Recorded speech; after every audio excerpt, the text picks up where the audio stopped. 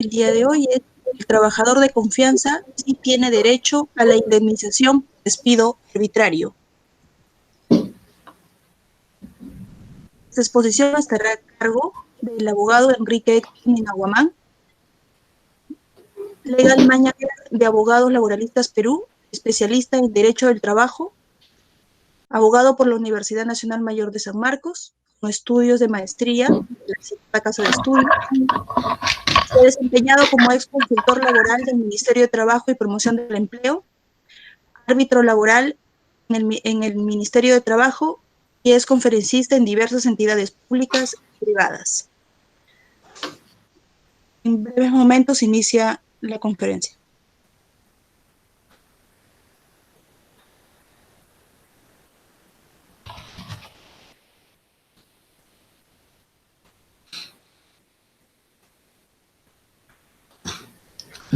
Gracias, ¿qué tal? ¿Cómo están? Buenas noches. En principio, agradecer la gentil invitación del Instituto Peruano de Estudios de Derecho. Y el día de hoy, pues, vamos a tratar un tema bastante interesante y que es materia de controversia hasta el día de hoy, y que trata sobre la indemnización por despido arbitrario para el caso de los trabajadores de confianza.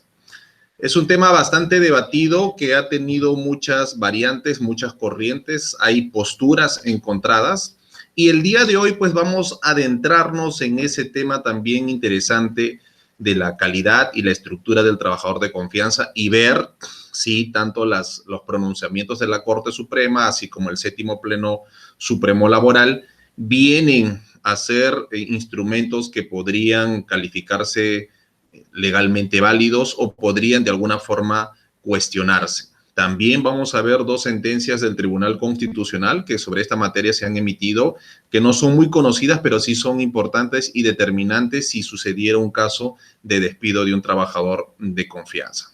¿Ya? Y también al final vamos a dar una sentencia que va a servir también para el análisis y cómo es que la Corte Suprema firma y suscribe un séptimo pleno, pero en una casación posterior inaplica su propio pleno, ¿no? Esas son las paradojas que nos trae este tema tan interesante del trabajador de confianza. Entonces, iniciamos. ¿Quién es el trabajador de confianza, ¿no? ¿Dónde nace esa figura? ¿Quién es? ¿Dónde se encuentra? ¿Cómo los distinguimos? ¿Qué aspectos tiene? Vamos a empezar por indicar que el trabajador es aquella persona que presta un servicio remunerado a favor del empleador y este, como consecuencia de ese trabajo, le paga una retribución económica que en el campo del derecho laboral se conoce como remuneración. Ahora, hay un término dentro del artículo 43 y es también el artículo que nosotros vamos a analizar. El artículo 43 de la norma, que es el texto único ordenado del decreto legislativo 728. Esa es la norma, que es aprobado por el Decreto Supremo 003-97-TR. El artículo 43 que estamos indicando establece y nos da pautas de quién es el trabajador de confianza. Y dice que el trabajador de confianza es aquella persona que trabaja directamente con el empleador, con el dueño de la empresa, o trabaja directamente con el personal de dirección, el gerente legal corporativo, el gerente de finanzas. Entonces, es un trabajador que tiene ese tipo de acercamiento, tiene ese tipo de roce, trabaja de codo a codo con el gerente general, codo a codo con el dueño de la empresa. Y a su vez nos dice la norma que este trabajador de confianza, y este es un aspecto importante, tiene acceso, dice, a información y a secretos profesionales, industriales, comerciales, corporativos de la empresa.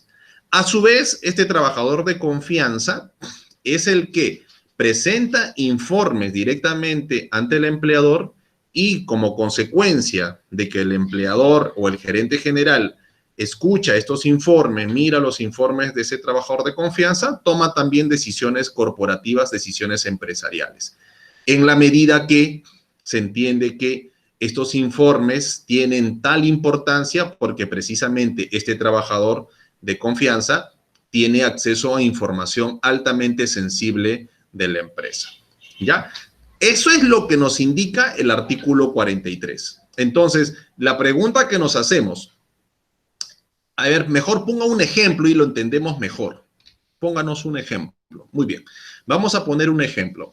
Imaginemos que hay un asesor corporativo dentro de una empresa. Este asesor corporativo tiene acceso a todos los secretos de la empresa, a toda la información reservada. ¿Como cuál? ¿Cuál podría ser una información altamente reservada? Por ejemplo, las ventas de una empresa, las compras de una empresa, el patrimonio de una empresa. Este asesor corporativo sabe, por ejemplo, si esta empresa va a comprar acciones de otras, se va a fusionar con otras, va a formar consorcios, va a comprar propiedades, patrimonios, en el ejemplo de que sea una empresa inmobiliaria. Este asesor corporativo, a su vez, tiene conocimiento de cuánto gana todo el personal o la plana gerencial de esta empresa. A su vez, este asesor corporativo sabe cuánto factura mensualmente la empresa y cuál es la proyección anual. Sabe si en algún momento se va a despedir personal. Entonces, este asesor corporativo, como nos damos cuenta, tiene acceso a la mente y al conocimiento de lo que tendría el mismo dueño de la empresa o el gerente general. Por eso que entendemos que es una persona que tiene acceso a secretos, a información altamente reservada. No es cualquier información, es información muy sensible del empleador. Entonces, este es el trabajador de confianza que regula la norma, que tiene esos accesos, que tiene ese trato, es aquella persona que puede llegar a las 10, 11 de la mañana y tiene pase directo a gerencia general. Él no tiene que estar pidiendo programación, no. Por el mismo cargo que él tiene carta libre y pase libre para poder estar en el directorio, para poder estar en reunión de la plana gerencial, para conferenciar y reunirse directamente con el gerente general, con el dueño de la empresa, con los directores de la empresa. Entonces, es un personal de ese tipo de naturaleza. Si lo entendemos así, esa es la calificación y esa es la distinción que se le da a este trabajador de confianza, que obviamente no es igual que un trabajador de planta. No tiene el trabajador de planta, el analista, el asistente, un cargo de analista financiero, asistente administrativo, asistente legal, hasta ingeniero de planta, ingeniero supervisor, ingeniero residente, no tienen ese tipo de accesos a lo que sí este asesor corporativo las tiene. Entonces, esa es la descripción que entendemos por un trabajador de confianza. Entonces, es claro que se entiende que tiene cualidades especiales, que tiene una forma diferente de tratar, que tiene una forma diferente de trabajar y que por lo mismo, el tercer requisito es que los informes que da este trabajador de confianza tiene que ser escuchado por todo el mundo, porque lo que él sabe y lo que va a decir va a ser determinante para el rumbo y el ciclo de vida de la empresa. Muy bien, entonces, ¿qué pasó? Pero quiero cerrar esta idea y que quede bien claro que el trabajador de confianza tiene 3 requisitos. 1, que trabaja directamente con el empleador, con el gerente general, codo a codo, trabajan de una manera muy personal, muy íntima. 2, que este trabajador de confianza tiene acceso a secretos industriales, profesionales, comerciales y corporativos de la empresa. 3, que presenta directamente sus informes al gerente general o al empleador y la empresa, a través del gerente general, al escuchar los informes de este trabajador de confianza, toma decisiones corporativas, decisiones empresariales. Entonces, empieza la historia armoniosa, una historia un poco idílica entre los pronunciamientos de la Corte Suprema y los pedidos de estos trabajadores de confianza que solicitaban el pago de una indemnización por despido arbitrario. Dentro del pronunciamiento histórico de la Corte Suprema, siempre la Corte Suprema ha otorgado o ha señalado en sus fallos que es procedente otorgar una indemnización por despido arbitrario a un trabajador que ha sido calificado como trabajador de confianza. Entonces, los pronunciamientos históricos se han dado desde el 2000, 2001, 2005 y ha seguido dándose. ¿Cuál ha sido la estructura del razonamiento de la Corte Suprema? Pues un razonamiento bastante interesante. La Corte Suprema parte del principio de que el artículo 27 de la Constitución establece, a diferencia del artículo 48 de la Constitución del 79, el artículo 27 de la Constitución actual establece que, ¿qué establece? Que la ley otorga adecuada protección contra el despido arbitrario. Así lo dice el artículo 27, ¿no? La ley otorga adecuada protección al trabajador en caso de un despido arbitrario. Eso es lo que se conoce en derecho constitucional como una norma de desarrollo legal. Entonces, cuando el tribunal analiza, dice, bueno, el artículo 27, al momento que indica que va a dar una adecuada protección a un trabajador que está o es víctima de un despido arbitrario, no hace diferencias entre trabajadores de confianza y trabajadores de planta. Muy bien. Cuando ya aterriza esa norma general del artículo 27, aterriza en el texto único ordenado del decreto legislativo 728 y de manera más específica en el artículo número 10. El artículo número 10 establece los periodos de prueba de 3 meses, 6 meses y 12 meses. El de 3 meses para trabajadores normales, el de 6 meses en caso de puestos calificados o trabajadores de confianza y el de 12 meses, el periodo de prueba para trabajadores de dirección. El artículo 10 que dice que cuando un trabajador supera el periodo de prueba, primer párrafo del artículo 10 de la norma, cuando un trabajador supera el periodo de prueba, alcanza protección contra el despido arbitrario. Eso es lo que dice el artículo 10. Entonces, en el caso de los trabajadores de confianza, si es que el empleador le puso un periodo de prueba de 6 meses, entonces alcanzan esta protección contra el despido a los 6 meses y 1 día. ¿Cuál es la adecuada protección que la ley ha establecido y que el Tribunal Constitucional también indica cuál es la adecuada protección para los trabajadores de confianza? Viene a ser la indemnización por despido arbitrario que está regulado en el artículo 34 y en el artículo 38 de la norma.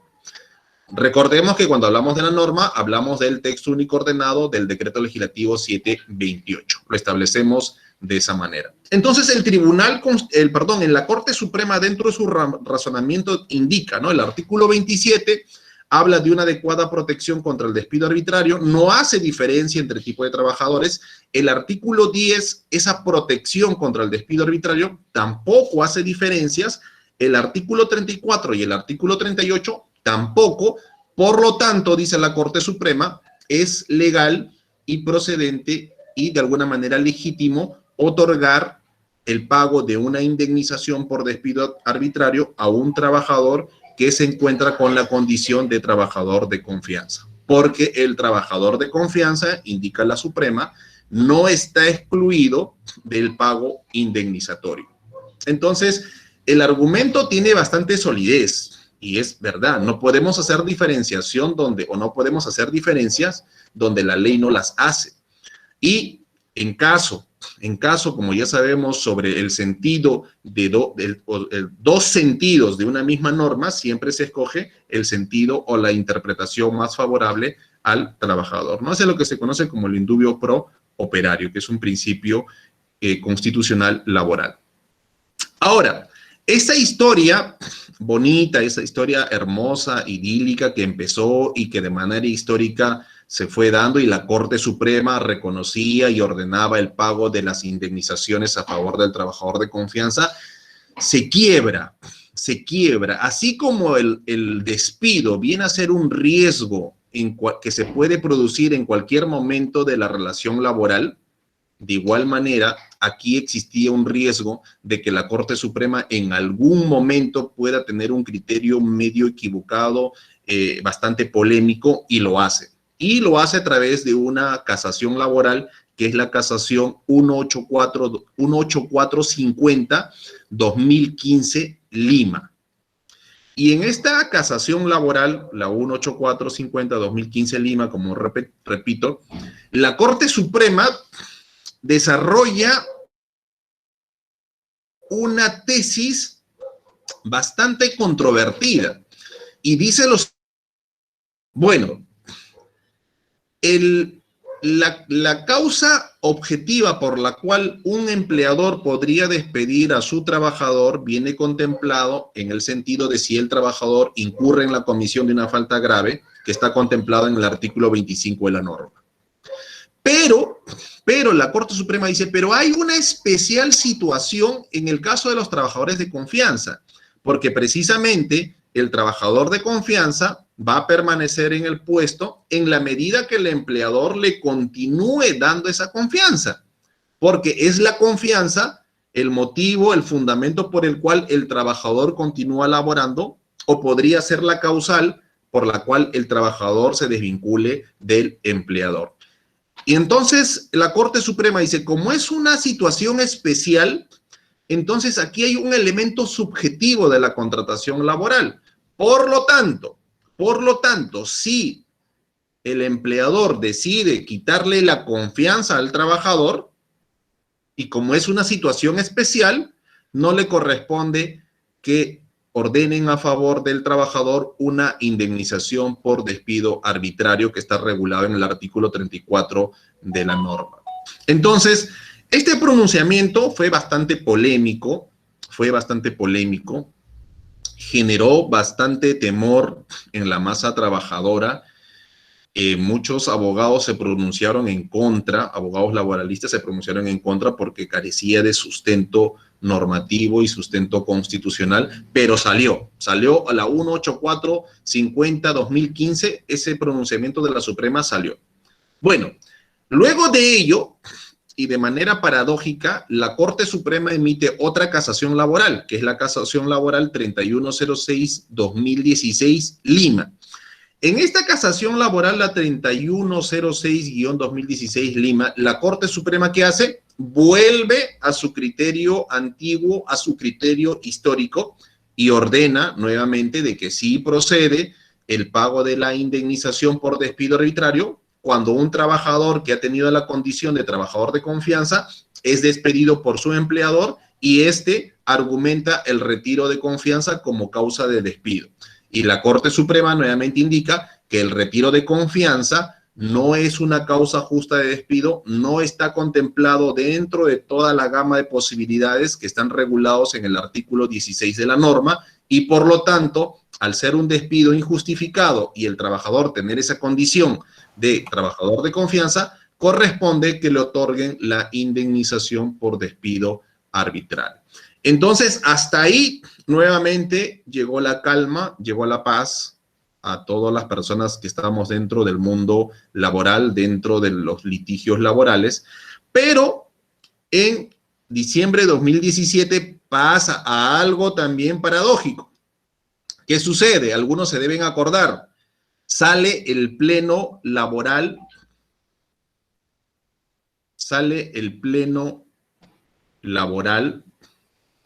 distrital, el pleno laboral distrital. Sale el pleno laboral distrital del año 2017. Y este pleno laboral distrital del año 2017, ¿qué establece? Establece lo mismo que indicaba la casación laboral, la 184/50/2015. ¿Y qué dice? Que no le corresponde indemnización por despido arbitrario cuando el trabajador ha tenido esa condición y el empleador decide retirarle la confianza. Muy bien, entonces entendíamos que no era un pleno, solamente era distrital, no era un pleno nacional, no era un pleno que había sido suscrito por los magistrados de las Cortes a nivel nacional, ni por los magistrados de la Corte Suprema.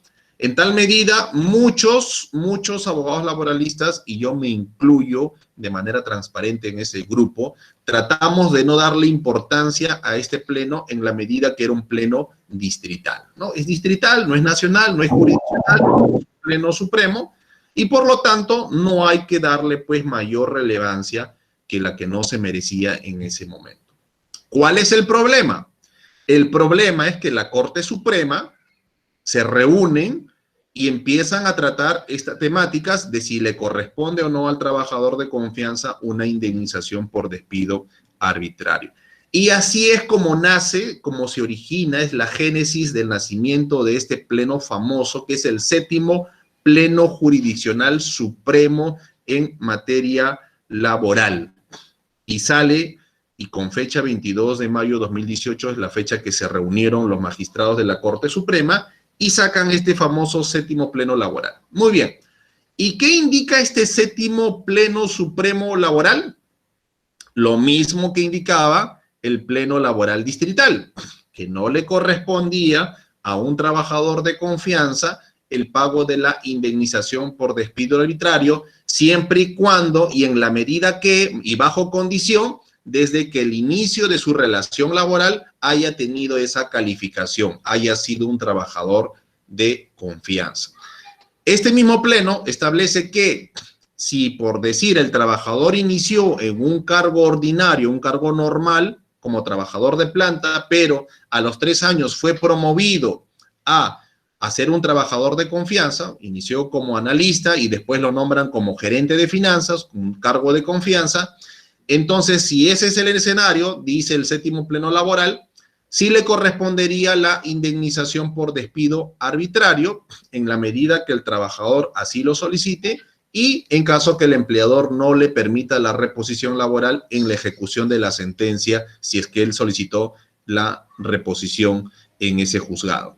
Muy bien, entonces, ahora sí lo firmaron los supremos. Hay varios jueces de la Corte Suprema que firmaron ese pleno, por eso que es un séptimo pleno jurisdiccional supremo en materia laboral y que también no se escapó de las críticas, también fue altamente criticado. Y por lo siguiente, ¿no? ¿Por qué vino la crítica? Porque muchos especialistas manifestaban de que este pleno laboral adolecía y carecía de fundamentación normativa, de fundamentación constitucional y sobre todo de fundamentación legal. Legalmente no había una estructura válida de ese razonamiento, porque señalar que la subjetividad, el elemento subjetivo es una condición especial para este tipo de trabajadores, pues es bastante débil, porque todos los despidos son subjetivos.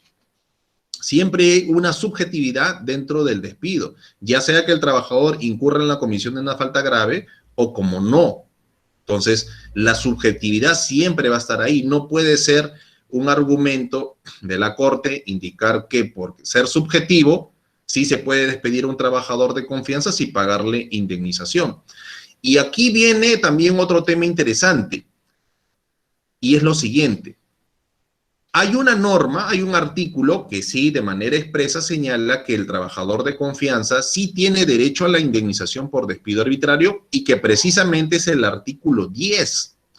El artículo 10 de la norma, del texto único ordenado del decreto legislativo 728, indica claramente que cuando el trabajador supere el periodo de prueba, ya sea de 3, de 6 o de 12, alcanza protección contra el despido arbitrario. ¿Y cuál es esa protección en caso de un despido arbitrario? Es precisamente lo que indica el artículo 34 de la norma, el pago de una indemnización por despido arbitrario. Entonces, un séptimo pleno supremo laboral no puede estar por encima de la ley. Tiene que prevalecer siempre la ley sobre todo tipo de instrumento normativo que tengan inferior rango. Y el séptimo pleno supremo laboral ni siquiera entra en la calificación de ser norma, porque no regula actividades, no regula conductas. Simplemente es un pleno que de alguna manera establece un criterio judicial. Entonces, muchos cuestionaban eso, decían, no, ya en el artículo 10 hay una protección para el trabajador de confianza.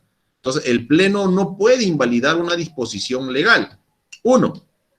Segundo, el artículo 4 del título preliminar de la nueva Ley Procesal de Trabajo, la Ley 29497, establece que el juez tiene que resolver el tema de los conflictos laborales en base a 3 instrumentos: la Constitución, la ley y los tratados internacionales de derechos humanos. No establece y no da cabida a los plenos laborales. Entonces, en tal medida, decían la parte que criticaba el séptimo pleno laboral, no puede un séptimo pleno estar por encima de la Constitución, estar por encima de la ley o estar por encima de los tratados internacionales de derechos humanos. Y se planteaba también ese cuestionamiento.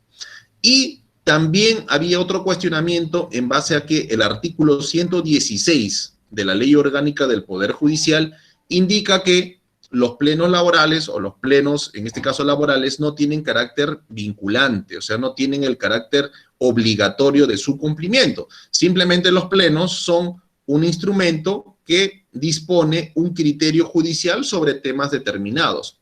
Entonces, toda esta gama de críticas hacia el séptimo pleno laboral indicaban de que cualquier juez podría apartarse de ese criterio que la Corte Suprema había consignado en el séptimo pleno laboral. ¿Qué sucedió en la práctica? ¿Qué empezó a suceder en la práctica? Bueno, en la práctica empezó a suceder lo inevitable. ¿Y qué fue lo inevitable? Que muchos juzgados y sobre todo salas laborales, y que llamó mucho la atención que las salas laborales se adhirieran a un criterio tan polémico, empezaron a adoptar ese criterio. ¿Y cómo se entiende eso? Pues que empezaron a declarar infundadas las demandas de trabajadores de confianza que solicitaban el pago de una indemnización por despido arbitrario. Cuando se formulaba el recurso de apelación y la causa subía a la sala laboral no solamente citaba la casación, la 18450-2015, sino que también citaba el séptimo pleno supremo laboral y indicaban de que no le correspondía al trabajador de confianza solicitar el pago de una indemnización. Entonces, en la práctica empezó a existir una avalancha de sentencias, de sentencias que tenían esta orientación de seguir el criterio del séptimo pleno supremo laboral, lo cual originó que muchas demandas laborales sean perdidas en sede judicial, porque tanto el juzgado como las salas laborales no le otorgaban la razón al trabajador y los juicios se empezaban a caer porque se declaraban infundadas. ¿Cuál era el criterio de tanto los juzgados como de las salas laborales? Lo mismo, que el retiro de confianza o el darle la confianza al trabajador era una situación especial que regulaba la relación laboral. Y como era una situación especial, y si el empleador en algún momento decidía quitarle esa confianza a su trabajador, pues no se configuraba ningún despido arbitrario, porque dicen, era legítimo que el empleador en cualquier momento de la relación laboral podría quitarle la confianza y por lo tanto no habría obligación de pagarle esta indemnización por despido arbitrario. Entonces, en la práctica se empezó a generar ese tipo de situación. ¿Polémico? Sí. ¿Discutible? Sí. ¿Legalmente controvertido? Sí, y bastante. Legalmente bastante controvertido porque un criterio no puede estar por encima de la misma ley. Aunque la ley no nos guste, pero es la regulación de la ley. Como decía un aforismo, me parece latino, decía, mala lex sed lex, ¿no? La ley es mala, pero es la ley. Y la ley disponía y dispone de que sí le corresponde el pago de la indemnización por despido arbitrario a los trabajadores de confianza.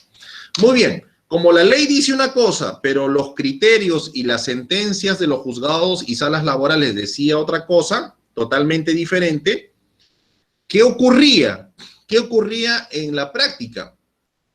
Cuando había empresas que desvinculaban a sus trabajadores de confianza, llamaban a su equipo de asesores, a su estudio de abogados y le decían, ¿sabes qué?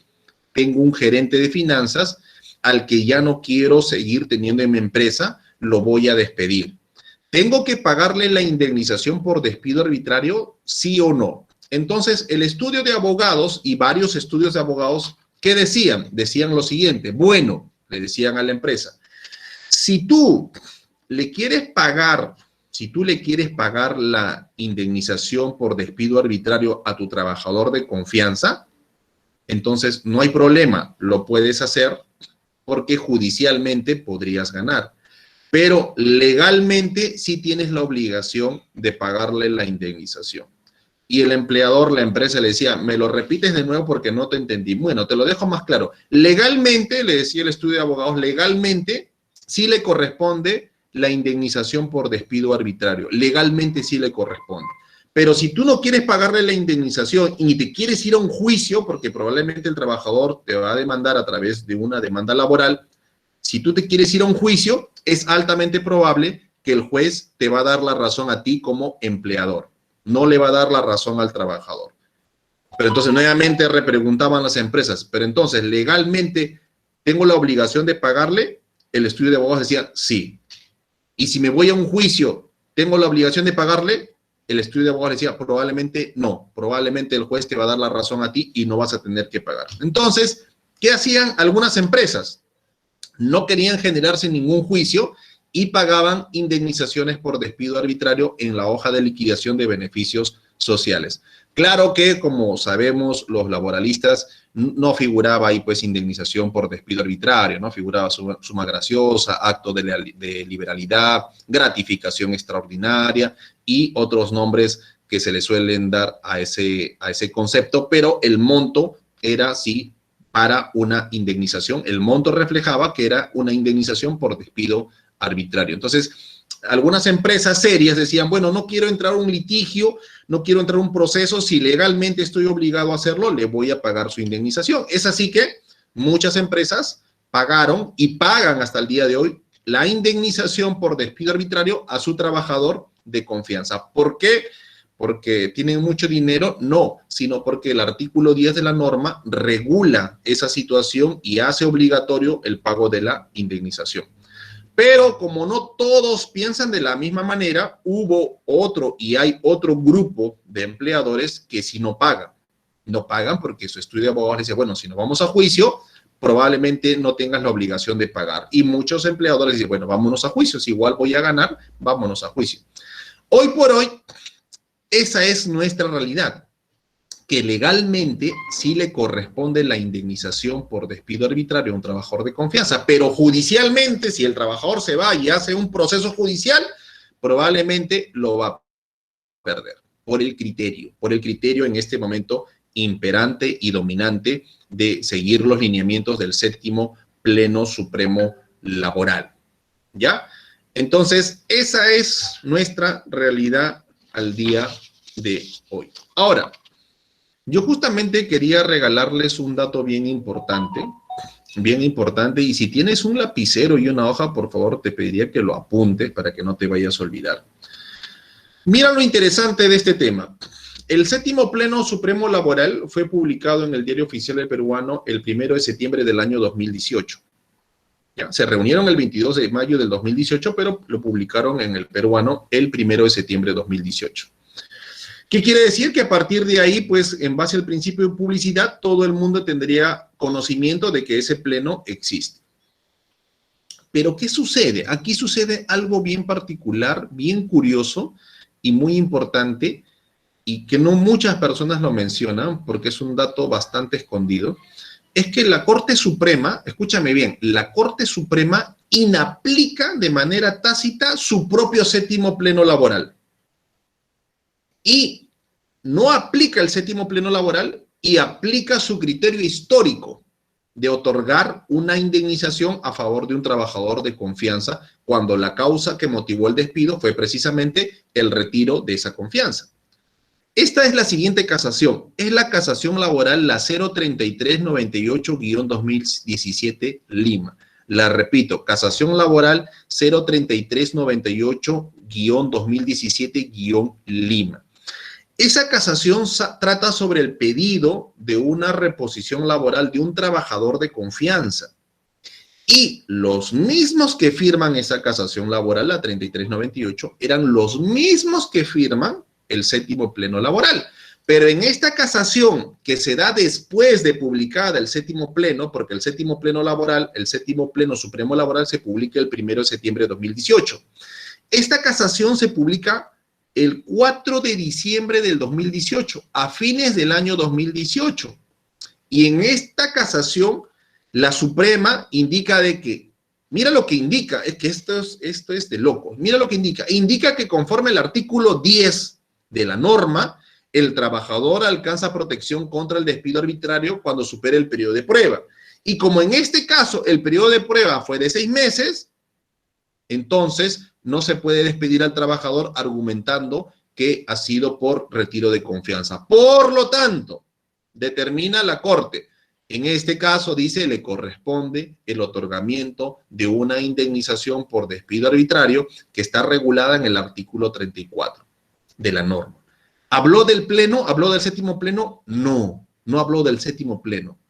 ¿Qué quiere decir? Que de manera tácita lo inaplicaron. No fue de manera expresa, o sea, no hubo un fundamento donde dijeron, en este caso particular nos apartamos del criterio del séptimo pleno. No, no le dijeron, no lo mencionaron.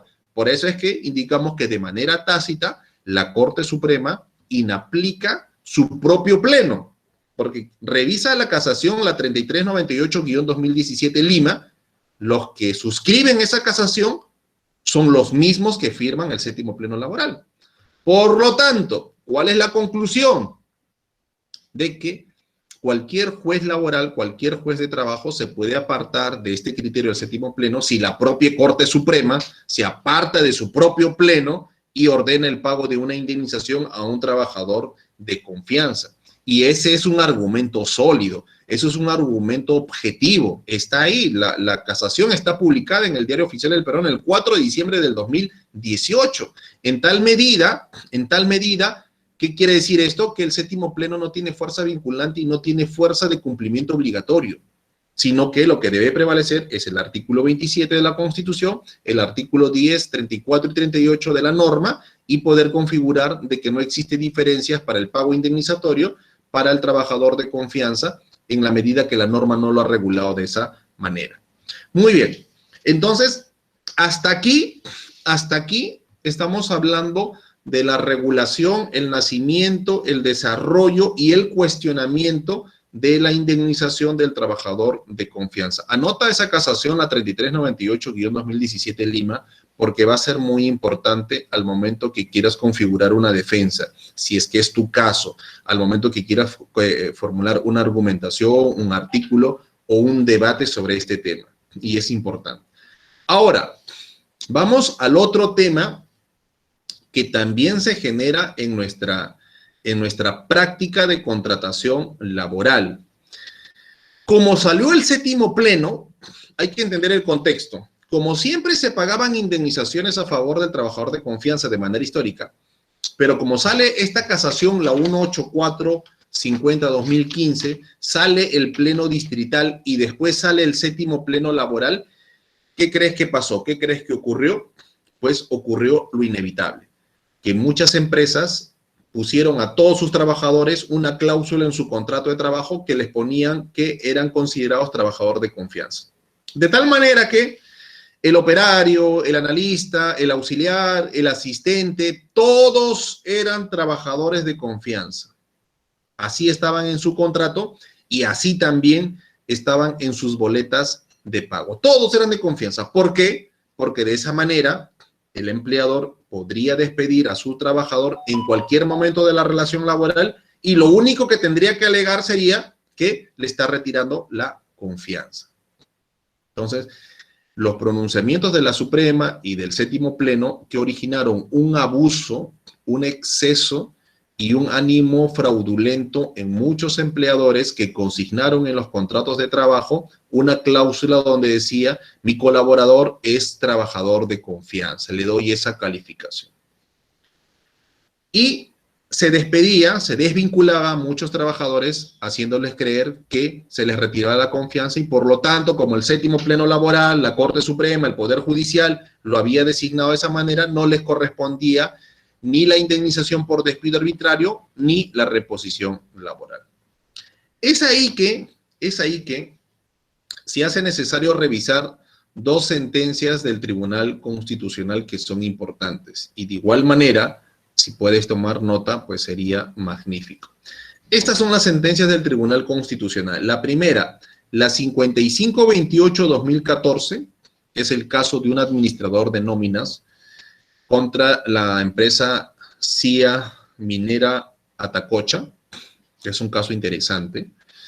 En esta sentencia, la 5528-2014, ¿qué había pasado? A este administrador de nóminas, que puede ser un administrador de personal, un jefe de recursos humanos, un administrador del área de gerencia del talento humano, pero en este caso fue un administrador de nóminas, un administrador de planillas. ¿Qué pasó? Que en este caso al trabajador lo nombran en este cargo y le ponen desde el inicio de la relación laboral la designación de un trabajador de confianza, ¿no? Tu cargo como de confianza. En el contrato y en las boletas figuraba como trabajador de confianza. En todas las boletas y en todos los contratos. Muy bien, y como hemos indicado en el inicio de en el inicio de esta capacitación, que así como el despido es un riesgo latente durante toda la relación laboral, en este caso pasó eso. ¿Por qué? Porque llegó un momento determinado donde el empleador decide desvincular al trabajador y le dice, como tú eres un trabajador de confianza, te quito la confianza y no tienes derecho a la indemnización ni a la reposición. Entonces, ¿qué pasa? Este trabajador, este administrador de nóminas, se asesora y realiza una demanda constitucional de acción de amparo. Juzgado constitucional, sala civil, y sube a través de un recurso extraordinario al Tribunal Constitucional. Y fíjate lo que analiza el Tribunal Constitucional. El Tribunal Constitucional dice, bueno, no vamos a analizar si al trabajador de confianza le corresponde la indemnización por despido o la reposición. No vamos a ir a ese análisis. Vamos a ir un análisis previo. Vamos a analizar si este trabajador cumplía o no los requisitos del trabajador de confianza, que ya hemos dicho, conforme al artículo 43 de la norma, son 3 los requisitos que debe cumplir un trabajador si es que el empleador le otorga ese tipo de cargo, ese tipo de designación. Primero, que el trabajador de confianza tiene que trabajar codo a codo y de manera personal con el gerente general o el dueño de la empresa. Segundo, que este trabajador que se dice de confianza tiene que tener acceso profesionales, industriales, corporativos, empresariales de su empleador. Tercero, este trabajador de confianza tiene que dar informes directamente al gerente general o al empleador y este empleador tiene que tomar decisiones o puede tomar decisiones corporativas en base a lo que su mismo trabajador de confianza le informa.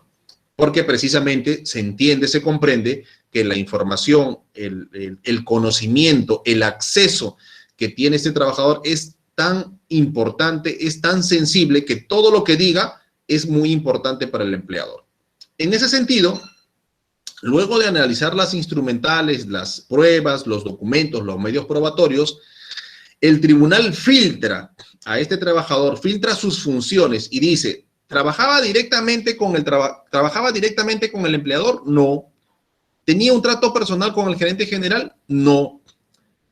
Dentro de las pruebas, ¿se llega a demostrar que tenía acceso a información, a secretos industriales, profesionales, corporativos, comerciales? No, no se llega a demostrar. Si analizamos el MOF, si analizamos sus funciones, no vemos, no visualizamos que este trabajador tenga acceso a esa información altamente reservada.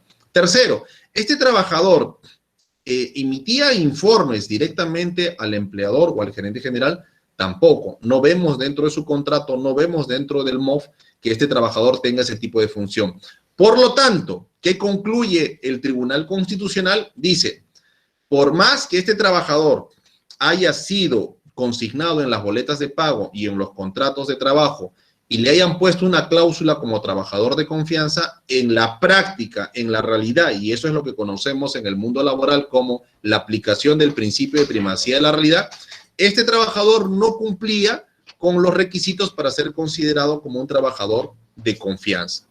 Por ello, el tribunal señala que este trabajador, al no cumplir los requisitos que establece el artículo 43, era un trabajador contratado a plazo indeterminado y por lo tanto no podía ser despedido a no ser que cometa falta grave.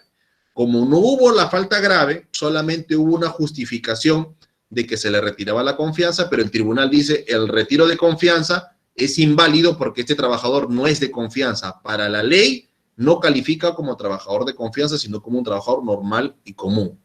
Y ordena la reposición laboral de este trabajador. Situación similar se presenta en otra sentencia del mismo Tribunal Constitucional, en el expediente 5214-2016. Este es el caso de nosotros. Este es el caso de un asesor legal versus el Club Tenis Las Terrazas. Entonces, ¿qué pasó? Lo mismo que el administrador de nóminas, Contratan al asesor legal para que tenga funciones de representación, para que vaya al Ministerio de Trabajo, para que tenga poder de poder conciliar con los trabajadores, porque era el asesor legal de la empresa. Como inició como asesor legal, su cargo siempre fue ese, y desde el inicio de la relación laboral, el empleador le hizo una cláusula que lo nombraba como trabajador de confianza. Cuando llega un momento determinado, el empleador le dice, ¿sabes qué? Te retiramos la confianza y ya no vamos a continuar laborando contigo. Muy bien, dijo el asesor, y se fue a una demanda constitucional de acción de amparo solicitando su reposición laboral. En este caso, ¿qué sucede? Lo mismo que en el anterior. El Tribunal Constitucional analiza y dice, muy bien, no vamos a ver si procede o no procede la indemnización para este tipo de trabajador. Lo que vamos a hacer es retroceder y vamos a filtrar las funciones de este asesor legal y verificar si cumple los requisitos que establece el artículo 43 de la norma. Y al realizar esa filtración, ese análisis comparativo de funciones con requisitos, nuevamente el tribunal llega a la conclusión de que este asesor legal, por más que tenía poderes de representación, por más que tenía poder para ir y representar a la empresa dentro del Ministerio de Trabajo, por más que tenía poder para poder negociar y conciliar el pago de beneficios laborales con los trabajadores, el tribunal dice, esas funciones que podrían ser importantes no califican como información o como un secreto o como una información altamente reservada, porque estas funciones son funciones técnicas, funciones operativas de este asesor legal. No son funciones extraordinarias que nos lleven a creer de que este trabajador tuvo acceso a información altamente reservada de la empresa. Por lo tanto, dice el tribunal, este trabajador ha sido despedido de manera ilegal a través de un despido incausado y por lo tanto tiene el derecho a acceder a una reposición laboral en el mismo puesto, cargo, categoría y sueldo que venía percibiendo antes de materializarse esta lesión a su derecho fundamental al trabajo. Y por lo tanto, ordena su reposición laboral. Estas dos sentencias son importantes porque establecen este criterio y este análisis que son, desde el punto de vista legal, normativo y constitucional, son indispensables para entrar dentro de esta controversia del trabajador de confianza. Entonces, conclusiones en este tema interesante y apasionante y que va a continuar en la medida que este séptimo Pleno Supremo Laboral continúe vigente. Primero, el trabajador de confianza, desde el punto de vista estrictamente legal, desde ese análisis sistemático legal, sí tiene derecho a la indemnización por despido arbitrario. Judicialmente, este mismo trabajador de confianza, que legalmente tendría derecho, judicialmente tendría el riesgo de que algún juez o sala laboral no le otorgue esa indemnización por despido arbitrario. ¿Cuál es el consejo? Previamente, filtra, al igual que hizo el Tribunal Constitucional, analiza las funciones del trabajador y concuérdalas con los requisitos que establece el artículo 43 de la ley. Y si tú te das cuenta que no cumple por lo menos una, no es un trabajador de confianza. A ver, ¿cómo es eso? ¿Me puede explicar? Vamos a explicarlo. ¿Qué pasaría con vamos a poner, con un contador o un gerente de contabilidad que sí trabaja directamente con el gerente general, cumple el primer requisito, ¿no? Trabaja, entra directamente, habla con el gerente general y tienen ese trato, siempre coordinan todo y él coordina todo de manera directa y personal con el gerente general. Pero no tiene acceso a información reservada y no tiene acceso a secretos industriales, profesionales, comerciales o corporativos de la empresa. Por lo tanto, el primer requisito sí lo cumple, pero el segundo no lo cumple. Si no cumple el segundo, no es calificado como trabajador de confianza y en tal medida, al ser un trabajador normal común, tiene derecho a pedir su indemnización por despido arbitrario o la reposición laboral si es que él así lo decide. Entonces, esa sería la recomendación.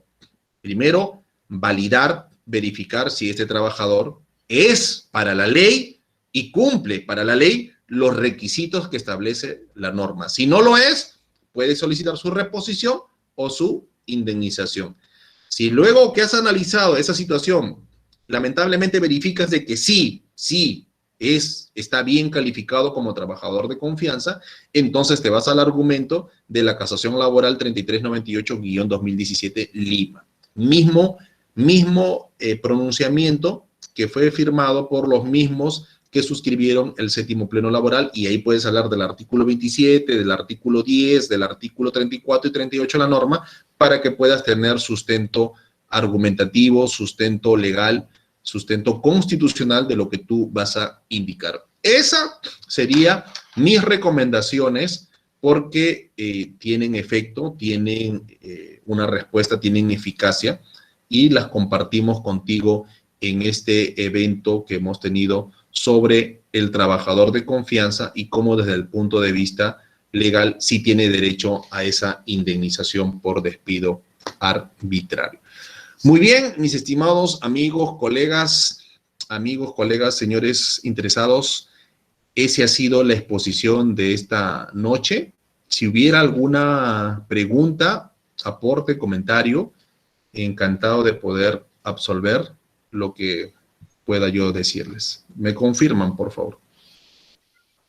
Doctor, agradecerle la ilustrativa exposición. Sí tenemos una pregunta.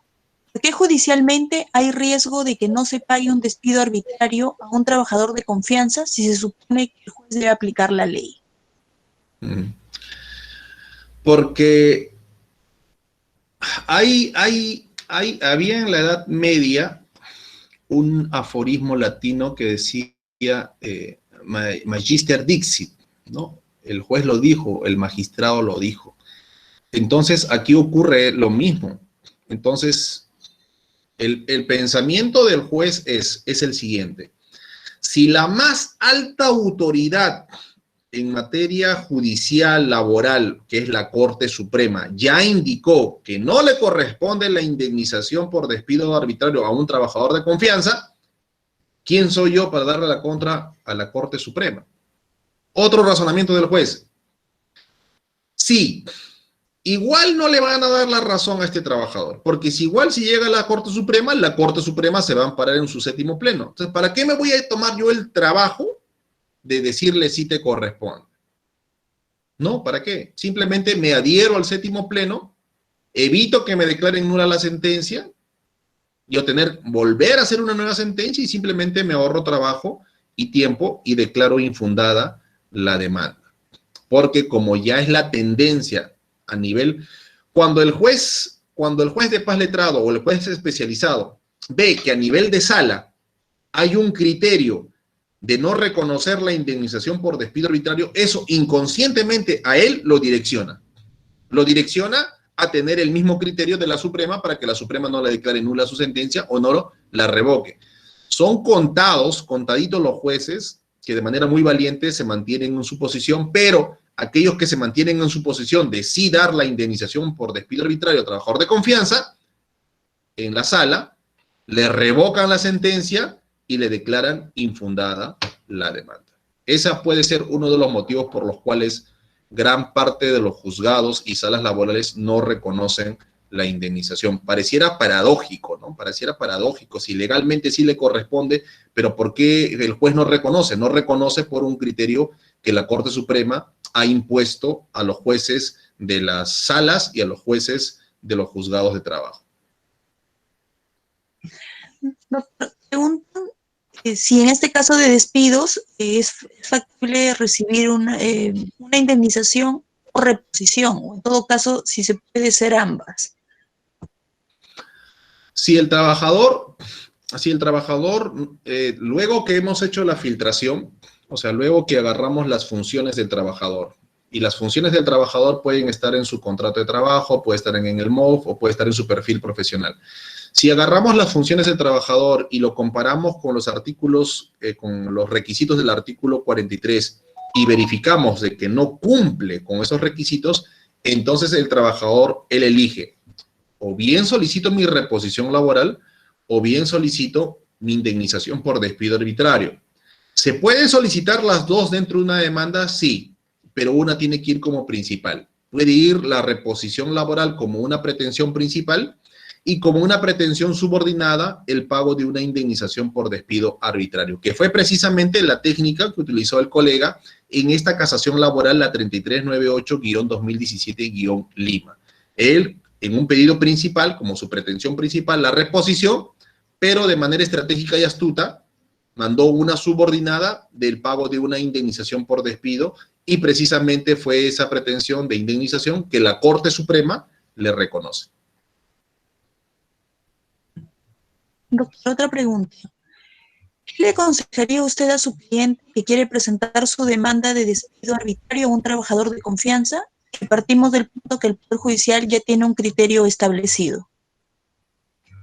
Si mi cliente, ¿quién es? ¿La empresa o el trabajador? No entiendo. Contestó, el trabajador. Ah, ya, si el trabajador, bueno, si es el trabajador, entonces lo primero que hay que hacer es ese análisis. Demostrarle al juez que el trabajador no cumple con los requisitos del artículo 43.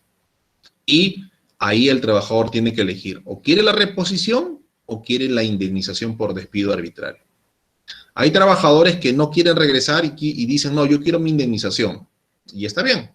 Hay trabajadores que dicen, no, yo quiero mi reposición, yo quiero retornar a mi trabajo, ¿no? Ya llevo 15 años, 20 años, yo quiero trabajar ahí.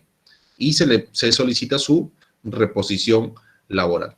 En el caso, si fuese una empresa y quiere despedir a su trabajador que es de confianza, se aconsejaría siempre pagar la indemnización por despido arbitrario por varios motivos. Uno, porque legalmente está establecido y regulado de esa manera. Y segundo, que este criterio del séptimo pleno laboral puede cambiar en cualquier momento. Es más, inclusive hay un proyecto de ley para que ya se apruebe de manera expresa de que el trabajador de confianza sí tiene derecho a una indemnización por despido arbitrario. E ir a un riesgo, a una suerte de juicio para ver si le pago o no, sería una contingencia a largo plazo. Y bueno, si es una empresa que de alguna manera quiere cumplir las normas laborales, mi consejo sería que sí pague la indemnización por despido. Doctor, una pregunta.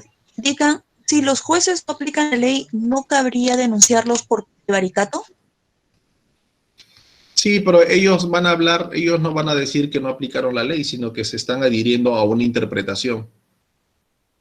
Eso es lo que ellos van a indicar en su defensa, ¿no? Y denunciar al juez, pues es ir ya por un camino penal que va a tomar su curso, va a tomar su rumbo, pero que finalmente ellos van a decir, yo no me estoy apartando de la ley, lo que yo estoy haciendo es adherirme a un criterio judicial, que inclusive es un criterio distrital, que inclusive es un criterio que la misma Corte Suprema ha emitido en un pleno. Por lo tanto, yo no he incurrido en ningún tipo de delito. Y lo más probable es que el fiscal saque su resolución de no al lugar formular denuncia penal, porque va a establecer de que aquí hablamos de criterios y de interpretaciones, ¿no? Y cuando son criterios e interpretaciones, no cabría la configuración del tipo penal del delito que menciona la persona que nos hace la pregunta. En tal medida, sería más bien ganarse un problema penal, un problema, probablemente si llegan más demandas a ese juez, es altamente probable que como una cuestión de represalia podría declararte infundadas varias demandas. Yo creo que el tema no va por ahí, sino el tema más que todo es un debate jurídico, no es un debate legal, y hacer lo mismo, modelar, copiar y mejorar lo mismo que hizo el Tribunal Constitucional. Demostrar que no es un trabajador de confianza. Yo creo que va por ahí el tema, y más que todo sería una lucha argumentativa, es una lucha de estrategia procesal dentro del mismo juicio. Perfecto. Otra pregunta. Entonces, ¿los jueces podrían declarar de plano improcedente una demanda de indemnización de un trabajador de confianza? Improcedente no, sí la van a admitir, pero la van a declarar infundada. Van a declarar infundada la demanda. Muchos de los jueces se sustentan en la casación laboral, la 18450, y sustentan también su decisión en el séptimo pleno laboral. Van a analizar ese tema y van a indicar que desde un punto de vista de una consideración especial y atendiendo al elemento subjetivo, el retiro de confianza sí es una causa válida para desvincular a un trabajador y por tal motivo no le corresponde la indemnización por despido arbitrario.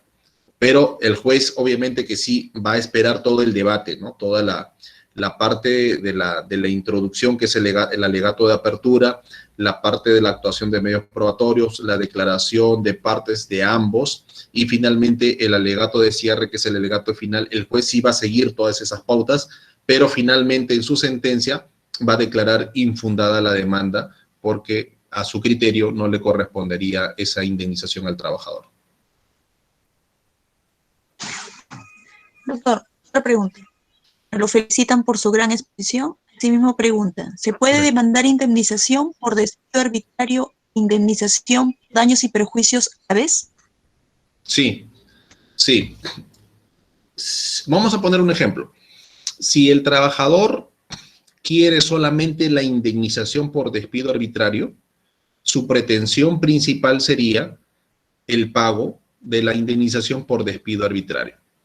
La pretensión accesoria sería la indemnización por daños y perjuicios. Hablaríamos de la indemnización por daño moral y podríamos hablar también de la indemnización por lucro cesante.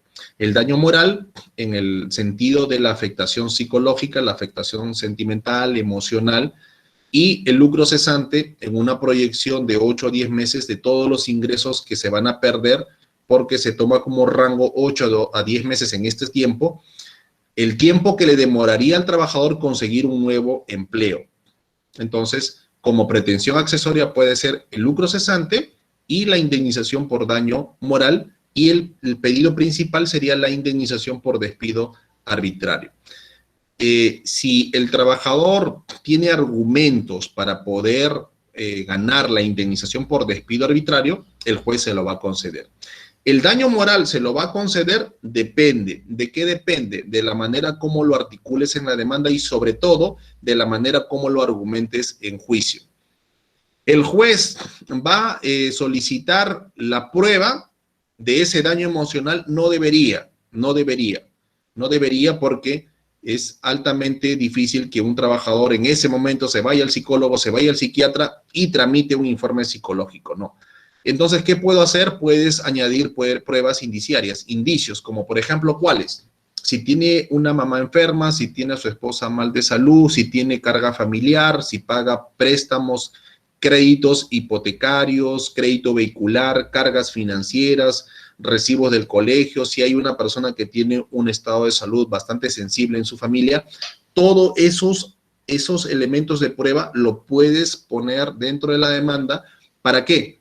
Para indicarle, no que la empresa es la responsable de todos los créditos, no, ese no es el tema, sino que el hecho de haberlo despedido agrava la situación del trabajador, el cual se encuentra en un estado económico bastante sensible, bastante fuerte, porque tiene cargas financieras que responder, cargas financieras que pagar. En ese sentido, el hecho que lo hayan despedido le quita al trabajador su principal fuente de ingreso, que es su remuneración, la que a su vez sirve para sufragar determinados pagos. Y como eso se ha perdido, ciertamente el trabajador también ha sido menoscabado en su parte emocional, porque tiene deudas, créditos, responsabilidades que cumplir. Entonces, de esa forma podrías configurar la indemnización por daño moral. Y algo también, como decía un abogado, ¿no? Apliquemos el sentido común, ¿no? La práctica cotidiana de la vida. O sea, por sentido común, ningún trabajador que es despedido va a ponerse feliz o alegre. Obviamente que un despido genera una afectación en el área emocional, en el área de la dignidad. Podrías decir, dentro de tu argumento, dentro de tu alegato final, a todos los que estamos en esta sala, si en algún momento nos llegaran a despedir, es claro y objetivo que no nos vamos a poner felices o alegres, sino que ciertamente nos vamos a sentir afectados, en mayor o menor medida, que obviamente eso ya corresponde a la personalidad, a la autoestima de cada ser humano, pero sí nos va a afectar. Y como hay una afectación emocional, es el juez el que tiene que cuantificar el monto de esa indemnización, en razón a que si tiene carga familiar, si tiene deudas financieras, deudas bancarias, créditos hipotecarios, una enfermedad congénita, todos esos hechos van a servir para poder elaborar el monto de la indemnización por daño moral. Y el lucro cesante, también hay que explicarlo, el lucro cesante viene a ser el lucro, la ganancia, el ingreso que cesa, que pierde o que se muere a consecuencia de una conducta antijurídica que vendría a ser el despido incausado, el despido ilegal. Y en tal medida, señor juez, hay que decirle, hay que tomar como rango 8 o 10 meses, ahí decídete si son 8 o 10 meses, imaginemos que fuese 10, hay que tomar como rango 10 meses que el día de hoy, por pandemia mundial, es el tiempo prudencial en el cual el trabajador va a conseguir un nuevo empleo.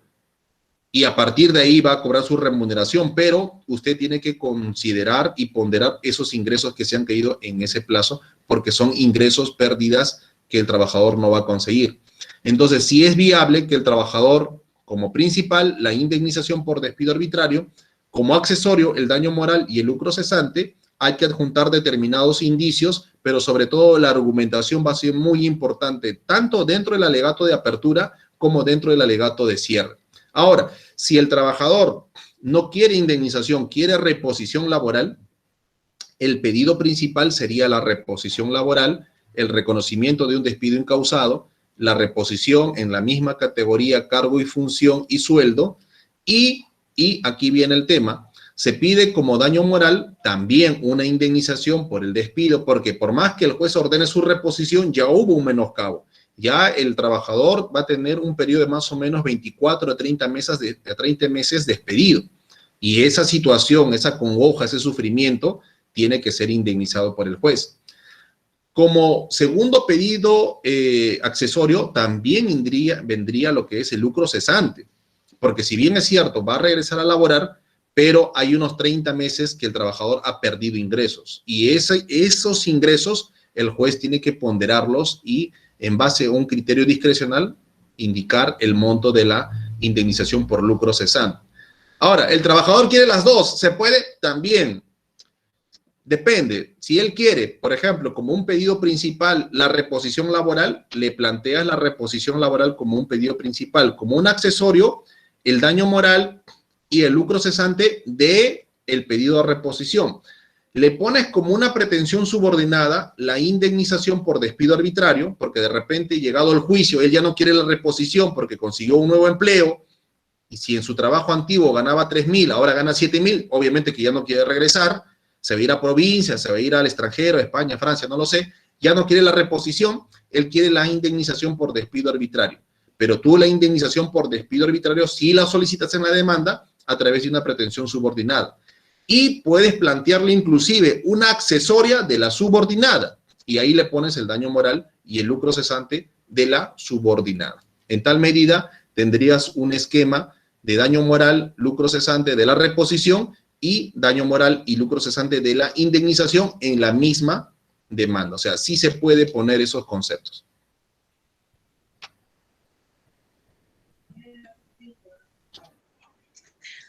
Agradecerle por su excelente exposición y las didácticas respuestas que ha brindado a cada una de las preguntas. El Instituto Peruano de Derecho le da la mayor de las buenaventuras y mejores deseos. Agradecemos a todos por su asistencia.